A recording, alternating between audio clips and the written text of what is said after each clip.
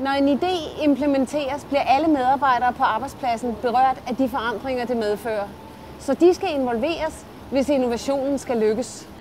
De medarbejdere, som har været med i idéudviklingen, er de bedste ambassadører for ideen. De har selv en andel i den og ved, hvilken værdi den kan skabe. Så de vil både have motivationen og evnen til at overtale deres kolleger til at tage ideen til sig og udføre den. Det har en langt bedre gennemslagskraft, end hvis lederne gjorde det ovenfra.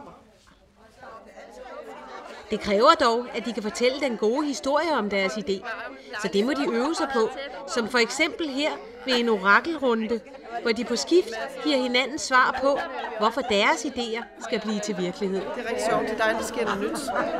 Det er dejligt, det ikke bare altid er det samme. I denne fase har lederen en meget aktiv rolle med at skabe rammerne for, at idéerne kan føres ud i livet. Det er vigtigt, at rammerne bliver meldt klart ud til medarbejderne.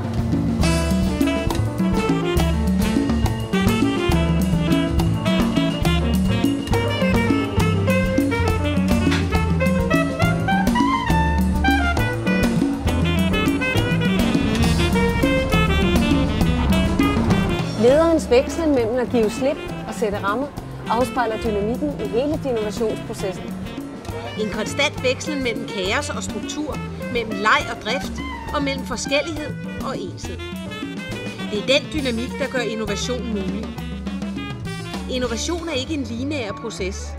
Vejen fra idé til forandring er kringlet og har et utal af afstikkere og blindgyder, som skal afsøges, før der er skabt noget nyt og værdifuldt. Vi ved, at vi kan skabe dynamikken ved at sætte diversiteten i spil.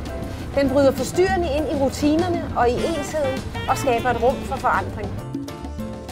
Ved at skrue op og ned for diversiteten, afhængig af om der skal idéudvikles eller implementeres, bliver diversiteten det, der driver innovationsprocessen fremad. Og det geniale er, at diversiteten er lige under vores næser. Det er bare at bruge den. Det er en hårfin balance, det ved vi af bitter erfaring. Men efter at vi har guidet dem gennem den første innovationstur, er vi overbevist om, at de selv vil kunne drive innovationen.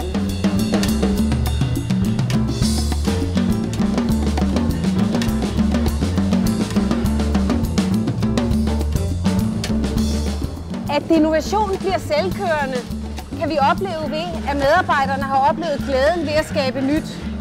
At de har opdaget, at det var ved at bruge hinanden og hinandens forskelligheder, at de sammen fik skabt noget værdifuldt. Den oplevelse giver de ikke slip på igen. Det er blevet et mindset, en innovationskultur i organisationen.